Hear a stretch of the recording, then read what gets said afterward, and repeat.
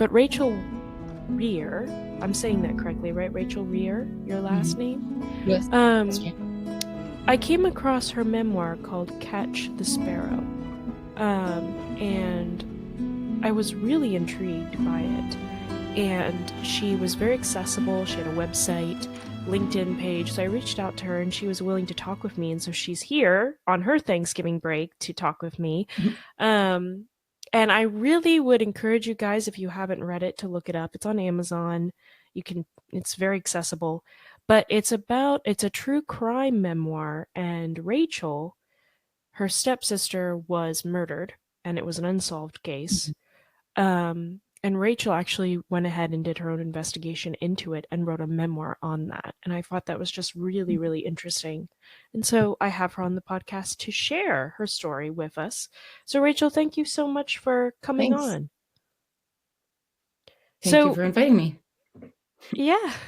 I want to ask you, I can't imagine, I know, lots of people have trauma in their lives. So it's not super uncommon anymore when people say, I've had really hard life or this or that.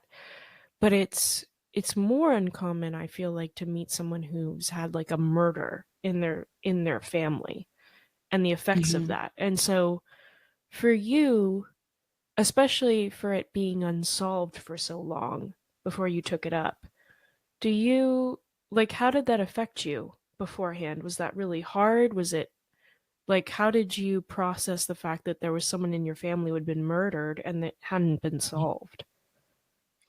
I mean, one, I think it's important to clarify that one of the things that's interesting is that I never met my stepsister, Stephanie.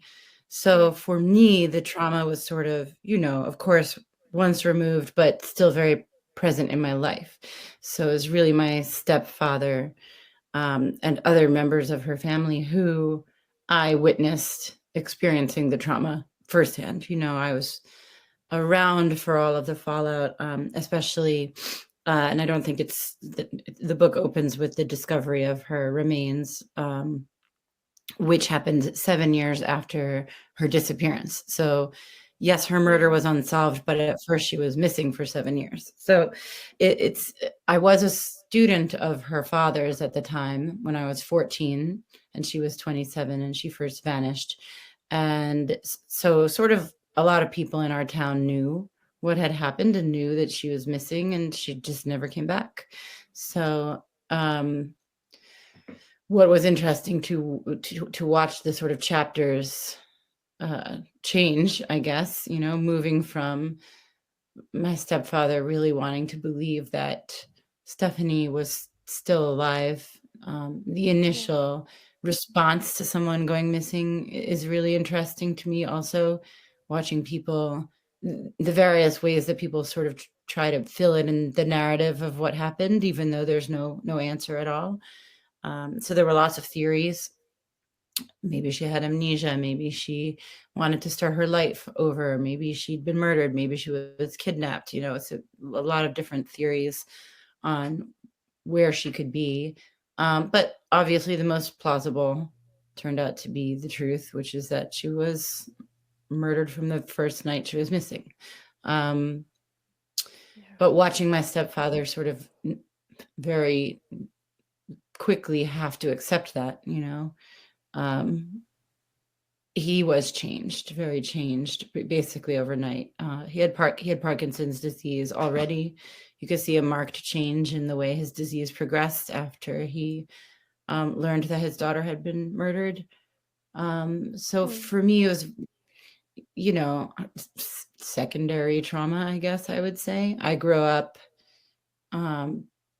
always sort of wondering where she was and thinking a lot about the absence that exists in people's lives when they don't have answers, to where a loved one has gone. I almost think there is almost a sense of relief in having the answer finally, especially when it's one that is so plausible. Maybe a door closes in some way. So that was an interesting thing to see as well. How do people move on? Is that closure enough? For my stepfather, it seemed like it was closure enough to just know. He didn't really want to know the facts, the details of um, who had done it. Really, he had his answer. He knew she wasn't coming back, and for him, there wasn't the same impetus as for, say, my mother or me to want to be sure that the person responsible, um, or whoever it was, uh, wasn't able to do this to anyone else. Yeah. So I feel like that's something I thought a lot about. And so for me, I think a lot about, if you're asking how the trauma affects me, I'm not a person who takes safety for granted very easily. I am sort of a cautious person. Um, Hmm. it's like, I think at the end of the book, there's some questions I ask people about what they take away from it. And I think what a lot of people what happened to a lot of people that loved her was that illusions about safety were shattered for them. And also, um, understanding what kind of evil exists in humanity. I think a lot of Hmm. people get to go through their lives not really confronted with that level of monstrosity. And I don't like to call murderers monsters, because that separates them from humanity in a way. I think it's a way to sort of sanitize it for ourselves. No, that it's very much a human Hmm. quality, being able to do the things that these people do. So for me, it's a lot about accepting how dark and violent human beings can be. You know. Hmm. No, I think that's very profound. I've not really had, I think the first time the concept hit me was I remember being at a Holocaust museum years ago, and we finished the exhibit with the tour guide, and I don't know if it was me or someone, and one of the students said, um, how could people do this? Like, this is just awful. Like, we were just like, how could, Nazis have done this, blah, blah, blah, blah. And the tour guide just looked at us and said, you could have done it. You'd lived in Germany at that time. You'd listened Mm. to the radios and read the newspapers. And if Hitler was your leader at the time, like, you would have been convinced. Like, what is the. He said, you think that these people are so subhuman, but they're you in a different time. They're human. And Mhm. yeah. And he said that, everyone is capable of this. And I don't see. Like, it wasn't. It was interesting how surprised we were, but he wasn't. It was kind of like, everyone is capable of doing this. And that changed Mhm. how I thought of it. That really impacted me when he said that, because I'd never had anyone tell me that. Because every time I had learned about some sort of atrocity, it was like us versus them kind of scenario all the time. Yeah. And then Yeah. it's really interesting that you put it that way, because, even when I've interviewed some individuals who've been in prison for different things, and I talk with them, it's like there's never something in someone else that I've never hated everything about somebody else. It's weird. It's like this, even if someone has done something so terrible, you connect with them on something, which is, kind of disturbing for your Yeah. own mind. For me, But it I don't also, know if it's that I would say that I don't know if I would use the word connect, but maybe I don't know what verb is right. I don't even think empathize is sometimes sympathize, yeah, like yeah, I actually learned a lot about criminal psychopaths during my research for this book. And i- a lot of a lot of those people, it's not it is it's I don't want to say it's not their fault, because I still think they are responsible for what they do, but yeah, they're 100%. mental illnesses and things like that. It's not someone's fault when they get cancer. It's not someone's fault, when they get sick. And it is a form of, I don't know if illness is the right word, but when you look at the lives of some of these people and their pasts, you're like, well, of course, their understanding of reality was so skewed, and um, they've been so traumatized that now they are destructive. They become a destructive force in humanity. And when you were talking about the Holocaust, I was thinking about, I took a class once where it was a philosophy class, and we were talking about how sort of before the Holocaust, Germany was really a home to some of the most famous, most groundbreaking philosophers of its time. And then the Yeah. Holocaust happened in the same place. And so for all of society, the Holocaust was a traumatizing event that made us realize what humans are capable of. It's almost like what I was saying about Stephanie. It's like a microcosmic version of that. You know, it was like on a very individual basis. I was up close and confronted with the darker parts of humanity, the same in a similar way that society was confronted by it when there's genocide. You know. Right. Yeah. No, I Mhm. 100% agree. And I mean, obviously, we're living in times where all this is happening again in different places. Yeah, And it's very so we relevant. see that it's it's very relevant. Yes. Um, so I was going to ask you, someone might ask, did you end up, do you think, like, I'm interested because you investigated and for you, and I resonate more with you, where I don't know if I'd be satisfied with just an answer of someone being gone. I mean, that would be relieving to know their pain was over, but it wouldn't be Mhm. relieving for me that somebody was still out there living around and Mhm. not held accountable for actions taken. Do you think it well, first, were you able to forgive this person who committed this crime? And then two, do you think, if so or if not, did the investigation help you do that or even harden you against that idea? Mhm. That's a really good question. Forgiveness is tricky for me. I have a hard time with it, to be honest. um, Yeah. in the book, I also write about my abusive father, my own abusive father. And people have often asked me that same sort of thing, like, "Have you forgiven him?" It's a tricky and difficult thing to do. So when you ask me, it's like I'm like, "Oh, I wish I could be one of those people that's like, oh, I'm so forgiving. Yes, I need to move on." And I wouldn't say that. I wish I could be that person, but maybe not. I Yeah. don't maybe I haven't, maybe there's plenty of people I haven't forgiven. Maybe I'd be a better person if I could wrap my mind around how to do that. I don't know. But I I I understand. I think that at this point in my life, I'm beginning to understand that forgiveness is really for you, not for the other person. It's Mm. something for that so that you can move on. So maybe it's just my understanding of forgiveness that needs to shift. I don't know. But for me, I would say investigating the crime, it did not move me towards forgiveness, nor did it give me closure necessarily. Because, and I talk a lot about this too. I don't really think I think closure is illusory. I don't think it's a real thing. I think it's maybe instinctual to want to seek it, but I think it's futile sometimes. So I Mm. think I think better we are better off if we can just actually accept that some things are can't that we can't get closure, and sort of just accept the open-endedness of things. And Mm. I find that to be a liberating takeaway for me from my experience investigating and talking to people. And I think a lot of the people that really loved her and cared about her have a similar stance, I think.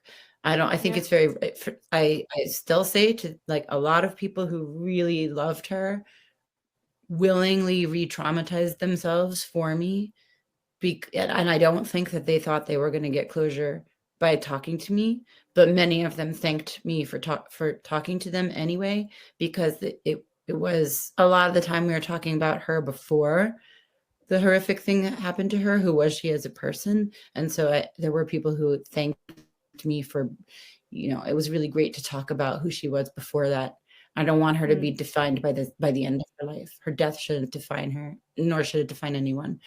Um, Sorry, I've gone off track. But forgiveness, yeah, No. I think that a lot of people have. had a similar sort of feeling where they're like, "Well, no, I don't necessarily feel much better, but it is good to know, and it is interesting, and it does it's eye-opening in a way, to learn Yeah. about, the truth of what happened." Yeah. Well, I like when you say there, no closure. I think that it's so interesting you say that because I do feel like in society and in my own personal life, we strive for closure, thinking that somehow Yeah. we'll find it and then we'll feel better. Um, Mhm. and often I've seen it be people just come up with some sort of excuse to make sense to them, if that makes sense. Like Yeah. I came from an abusive home as well, and so I don't have when someone says, why this happened or like can't you move past it? Like even every holiday for me is weird. And I always feel Mhm. like, this strange sadness, depression, anxiety. It's like really strange. Like I've done this multiple times and it doesn't go away. It gets more bearable, but it's always like these holidays just like they do soak up a lot Is of my that because you energy. is that because you're putting pressure on yourself to have a holiday feel a certain way? I'm gonna ask you questions now. Like, do you know what I think No, that sometimes people go, "Oh, that this is the way it should be." And then that's you kind of what know, I'm saying. It's like once you go like, yeah. there is no correct way for it to be. Every one of my I think holidays I sees my you know, go on. No, no, no. I think that's really good, and I think yes, it's partly that, and also partly that because of all I've experienced, this is just partly how it's going to always be for holidays. And I don't want to like Yeah. condemn myself to this feeling, but it's just not going to be typical for me, whereas it might be for other people. And being able to accept that is Holidays are harder for me. super tricky. I Yeah, happen to but be you born don't on get that Christmas Day. closure. Yeah, You don't have. my birthday's on Christmas Day, so my birthday Oh, has always been kind of, shared. Um, but I've started to do things. Right now, I'm in the Upper Peninsula of Michigan, where my mother lives, but I have no ties to this place. This is not where we're from. My mother is grew up in the UK, and she's hmm, Belgian, but yeah. she moved. I'm from New York City. I was born in New York City, and she never really left New York City and New Jersey area until 5 years ago. So here I am in the woods, what I never would have predicted. Life is unpredictable. But I think what I've found is that taking the holidays into my own hands, and my father, my abusive but biological father, died, I think 11 or 12 years ago now. So Mm, I have no longer have the pressure of trying to figure out how to, and he had also moved to Colorado. So that there was, for a long time, I had that same kind of awkwardness of, like, well, okay, so I guess we're going to do this in the morning and then go here. But last year I just said, I'm not going to I'm just going to get a ski cabin with my friends in the woods and go snowboarding on Christmas Day. And that's what I did last year. It was great.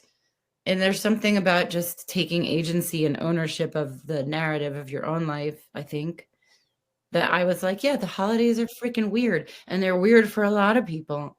yeah. So why not just be weird together about it, I No, don't and know. that's Anyway, good. But with my book, no, I love but that because I was gonna say, because to go back to your point about closure, like I don't have closure. Like it's not gonna, like no one said sorry. You you're can't go not gonna back in get the it though. past and rewrite your a new story for yourself in that sense. Yes, your future you can. You were right about that, but like you I can't go think a in your lot of it's past and like, go a do good do do example do. of people seek closure. I think a lot of times I preach this to people like after a breakup, right? They're like, I just want to talk to him because like and I'd fall into the trap myself if a romantic relationship ends. Just, well, Yeah. maybe if I could just explain, or like, well, maybe I could get him to understand this or her, whatever, it doesn't matter. And I'm like, so what are you doing? Stop. You're just drawing out, and you're not going to get the answer you want. It's not going to be some sort of like, what do you think is going to happen on the other side of this conversation anyway? How do you think you're going to feel? It's just let it go, Um, you carry things with you all the time. And when I say let it go, and it sounds so cliche, I don't think you can I think I think we carry grief with us all the time. I think we carry fear with us all the time, but like uh, there's nothing anyone else is going to be able to say or do that's going to sort of magically wash that stuff away for you. You know, Hmm. accepting that you're just going to carry it and it's going to become a part of who you are, I think is my way forward. Just Yeah. moving away from moving away from the things. I Someone gave me this advice about a year ago. Just move. What direction, is happiness in for you, or like just get away from the things that cause you pain, or sorrow or grief, and move in the direction. And this is actually the takeaway of my book and how my book ends, right? That like moving in towards joy all the time and in the direction of joy, regardless of your acceptance of the darkness of humanity. I don't know. Hmm. For some reason, people are like, well, wasn't it, oh my gosh, like now you know how humans can be. Aren't you just, doesn't it, like, aren't you, doesn't, isn't that so saddening?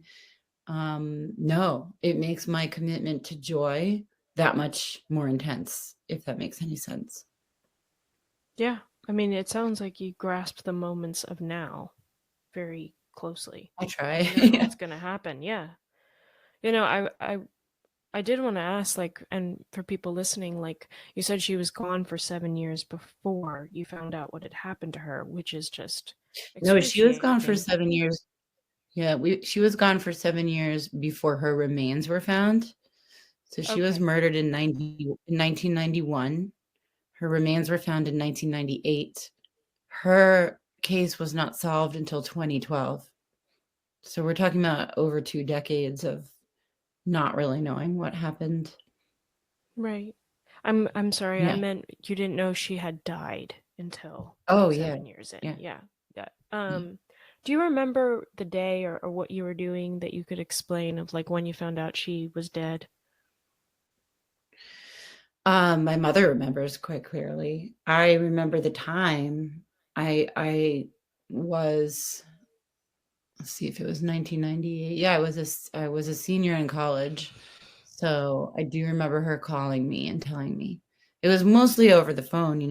And actually the way that we all learned was through the media, strangely.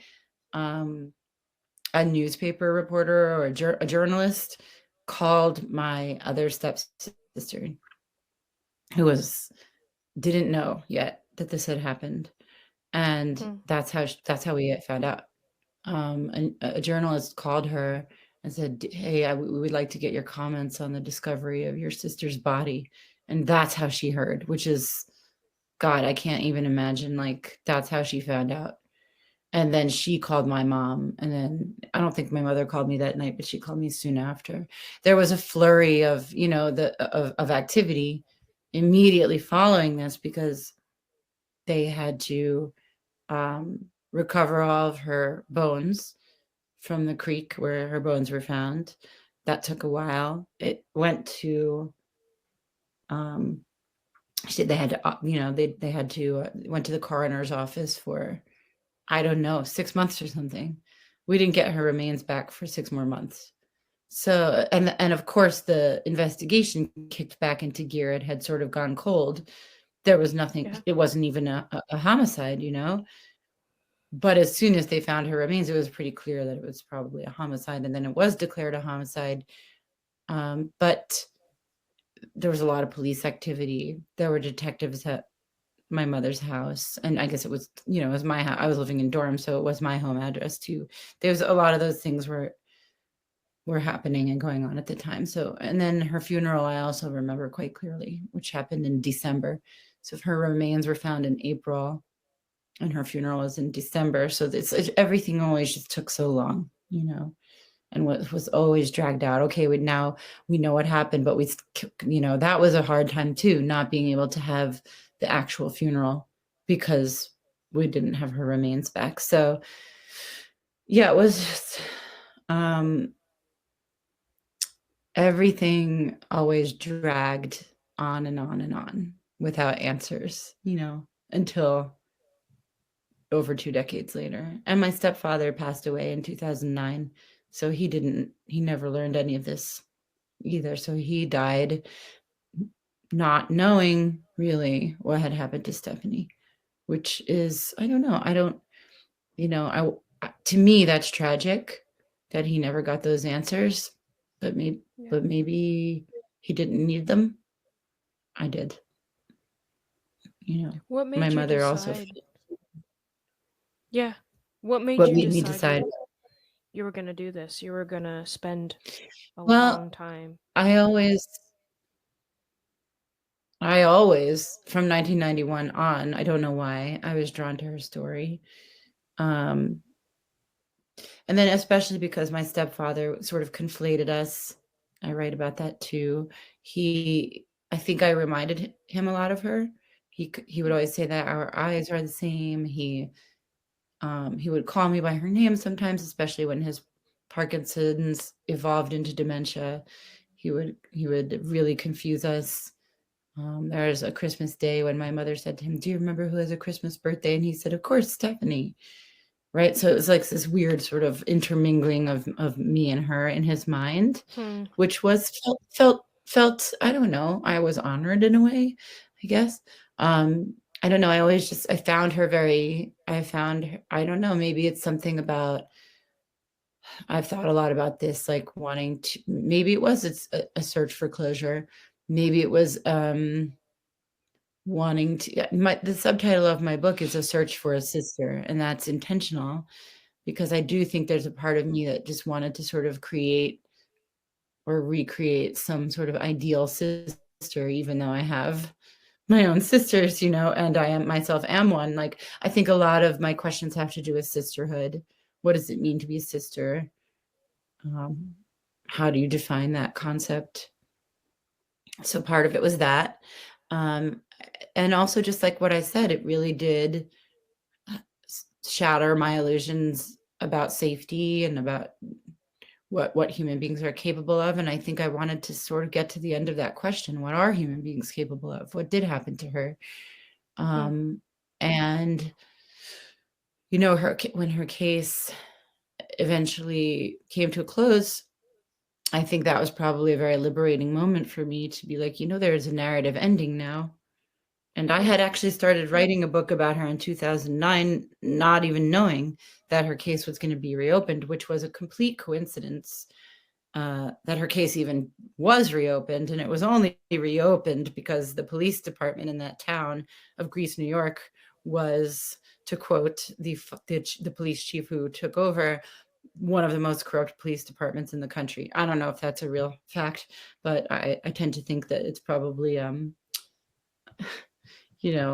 indicative of what's happening in a lot of places. But the Hmm. police chief went to jail. And then the new police chief came in, Todd Baxter, and he wanted to sort of regain people's trust in the department. And so he reopened 3 cold cases, and one of them was my stepsister's. And there was renewed interest in her case. He put new detectives on the case. There was a different impetus for, I keep using that word, for just a different way of approaching it. It was approached in a completely different way Yeah. by the detectives, Mike Ives and Stan Chiswick, in a brilliant way, and they were able to solve it. So you must So I have. think that it being solved was a really liberating moment for me, to be like, okay, now I didn't even know what genre I was going to write in, and when I started writing in 2009, I just started writing and I wrote about 30 pages and I had no idea and I got stuck and I put it away. And then I did some acting and I ended up acting in a bunch of true crime shows, which is weird. I don't know if that was fate reminding me that the genre even existed, but I think that when it was solved, I think it became very clear to me what the genre needed to be. And so from that moment on, it was, okay, I know what I'm writing now. So I read a lot of true crime. I became very familiar with the genre, and I was like, yeah, this is what it's going to be. I Did basically the became a de facto investigative journalist by myself. Yeah. No, I was gonna ask, did the new police team call you when they were reopening the case to let you know, or is it just something you ended up No, finding out? no, I don't think so. They may have contacted my mother like once, But we didn't. We were just, the media is how we were finding these things out at that point. So for people We listening, weren't involved in it at all. your investigation was separate from the police. Yeah, mine Yeah. was, I mean, I would almost say that I reinvestigated it. And I just tried to form a narrative arc of all of the various threads. For Stan Chiswick and Mike Ives, it was really just a question of, you know, I mean, like, closing it, you know?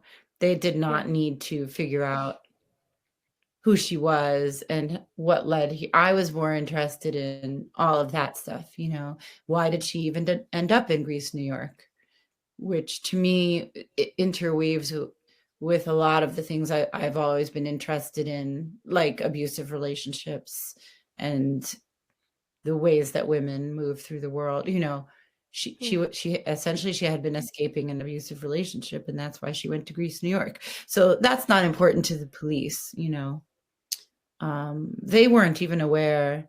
I mean, maybe back in '91 they knew, and there was brief interest in her previous romantic partner from Hmm. where she had lived on Martha's Vineyard, and the partner she was with there was some focus on him, um, but that wasn't even on the radar of, you know, the people who solved it in Yeah. 2012, you know, so for me, I was really just trying to have a full understanding of the entire person she was and the entire journey she went on that led, you know, in this cataclysmic moment of her death.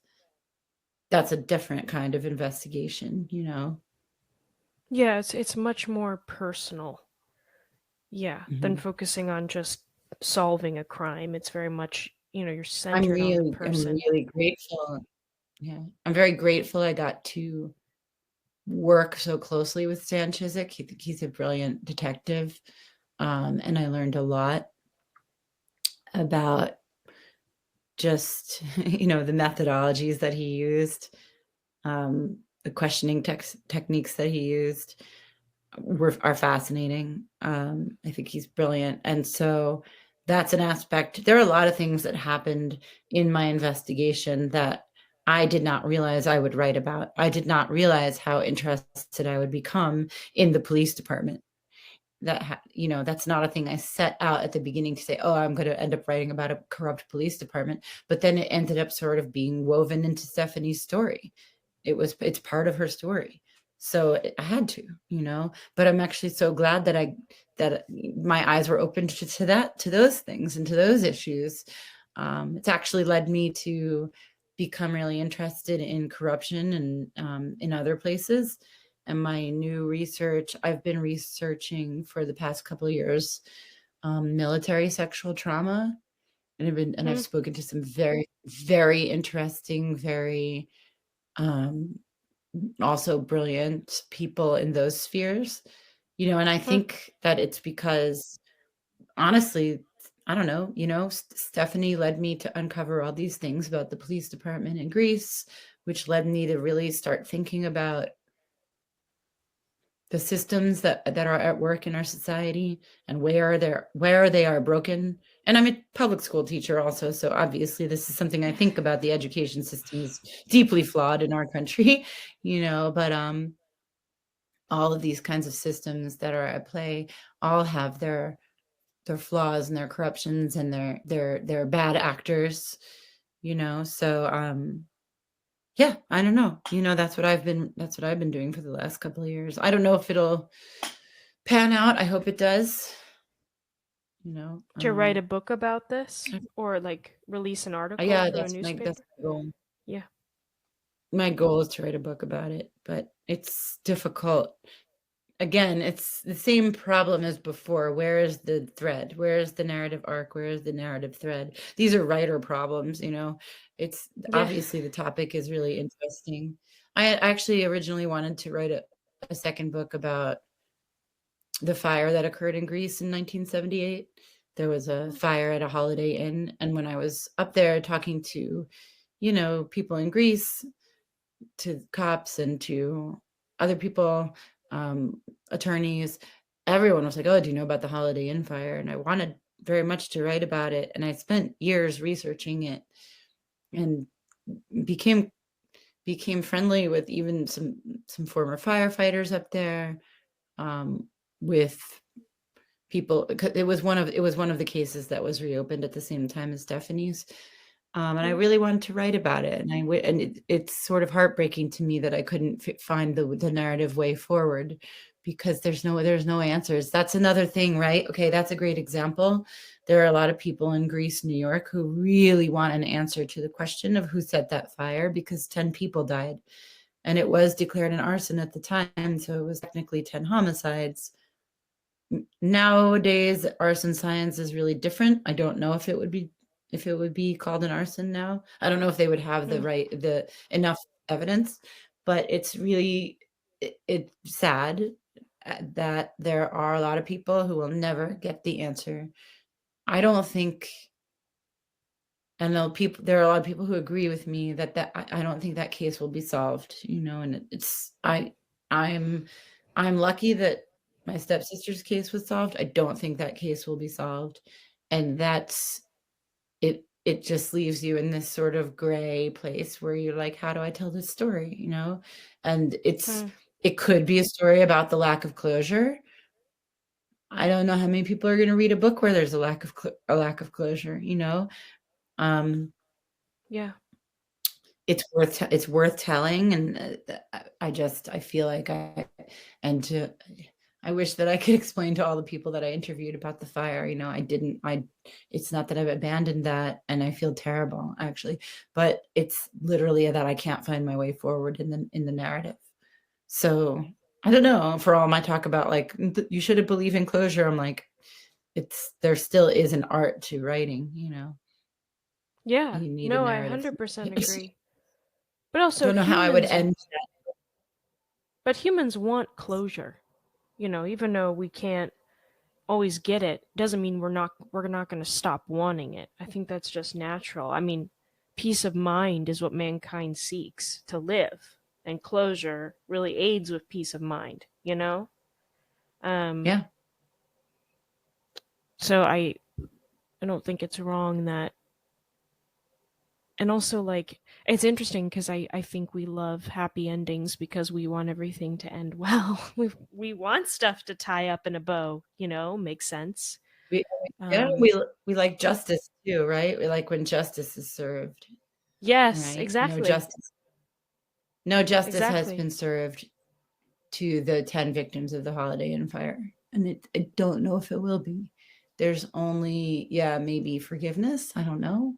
I don't really know what to say to these people, and it's terrible. Well, you There's were a family. talking about, I mean, you were in this unique position though where you did experience what it was like not to know something for, decades. So you Yep. did experience what they're experiencing. You can resonate with that, even though you kind of got closure, yes, but also it was a broken closure. It came very long in, Mhm. and I think I wonder if you'll end up writing something about them, but you'll write about the 10 people as opposed to really just who did it. Yeah, it was hard, because it happened in 1978, not to spend forever talking about it, but because it happened in 1978, even the families of those people are older now. Yeah. A lot of people who were in the hotel are no longer alive. Um, there was a high school reunion happening. A lot of those people have since passed away.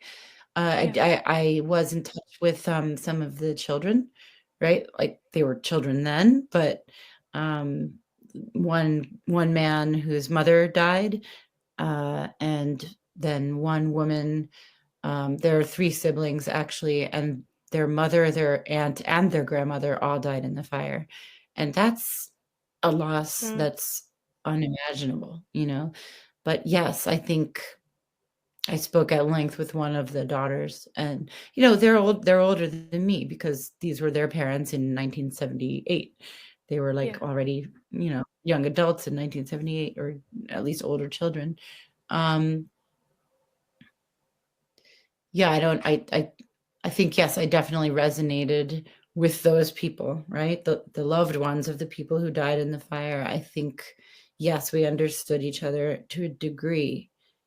Um, and I think that's why I feel so, um, like responsible for telling it, so Yeah. I do talk about it, like, I'm bringing it up now because I do talk about it when I can, but I also feel, yeah, I wanted to give something to them. Maybe I'm trying to give them closure, I'm like, "Okay, what is the best I can do here?" Yeah. Tell the story, and then right? I cannot offer them closure either. I get that maybe that's what I wanted to do though, you know? Yeah. No, I think it's a worthy goal. I mean, it's a way you're showing empathy and you want to help people.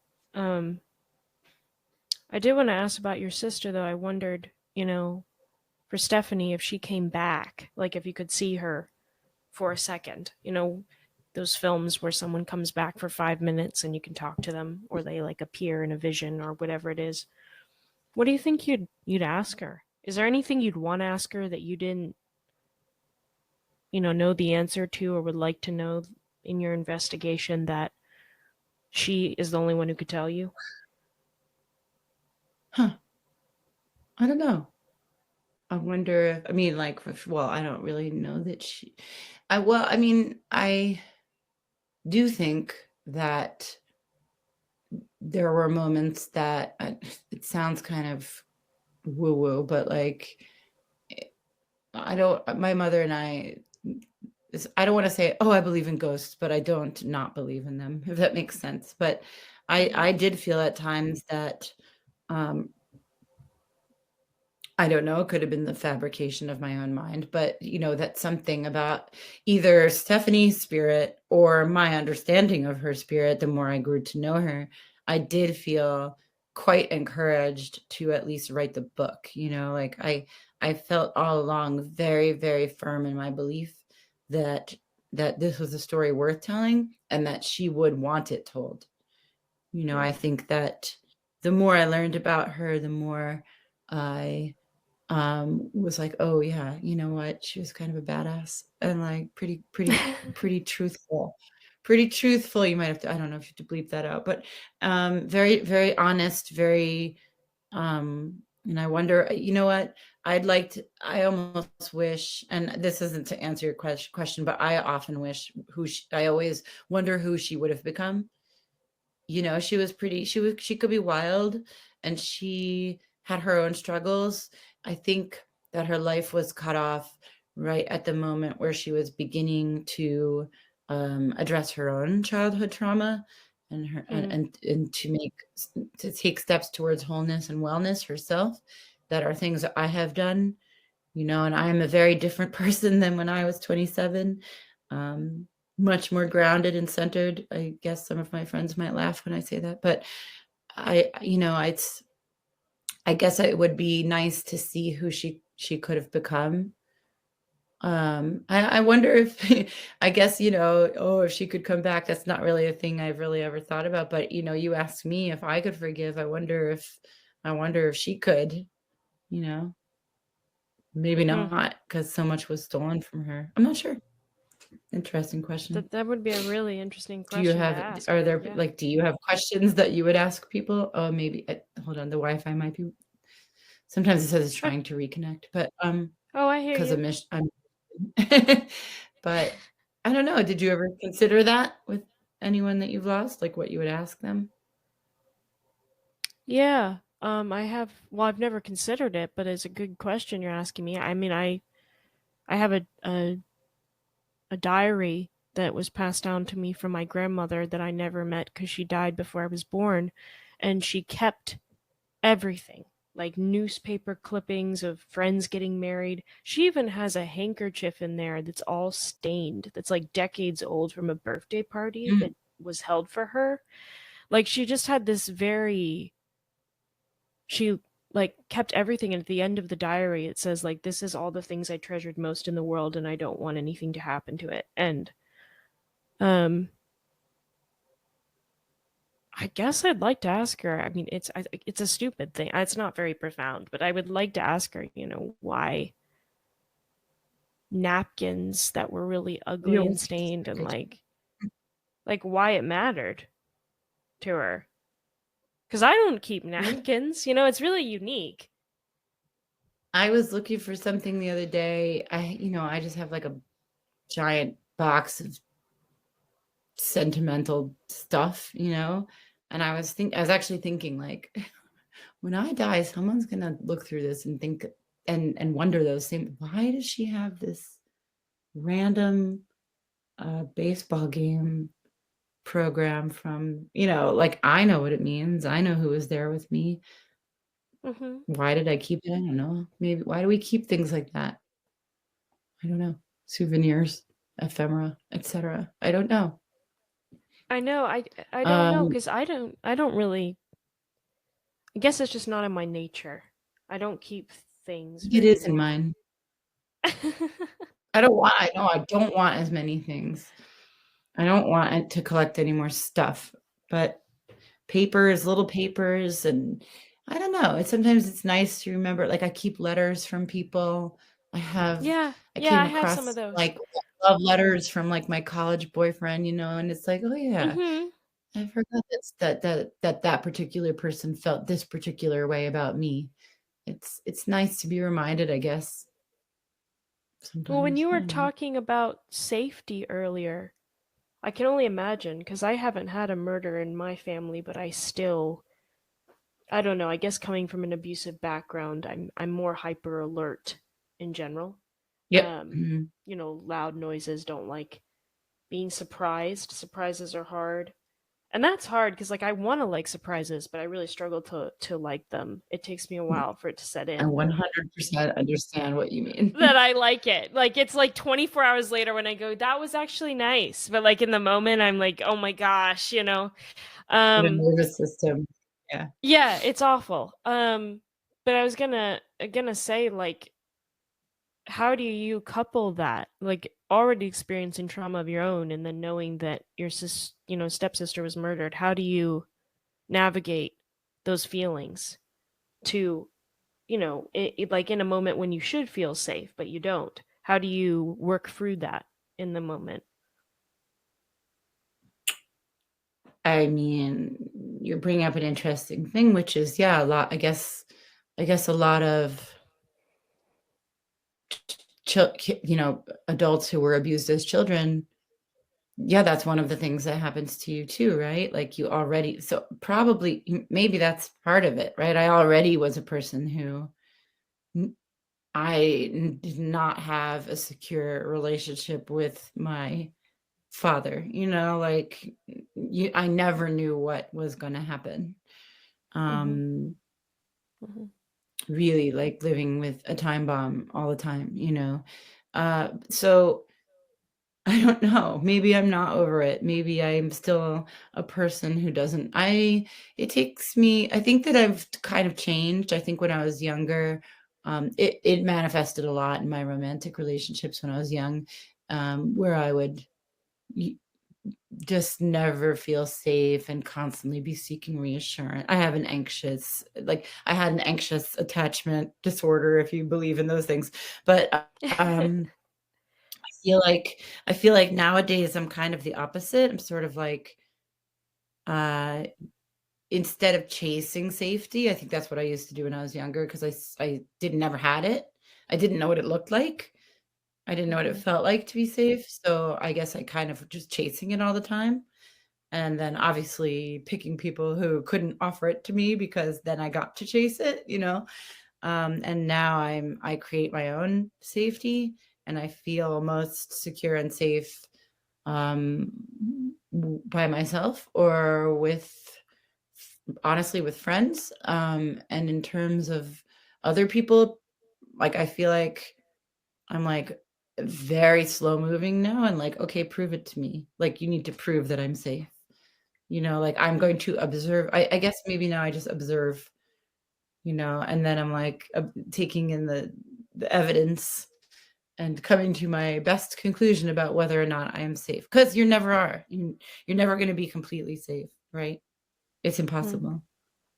I'm also a public school teacher, which complicates my understanding of safety as well, so, Yeah. um You've chosen a brave profession.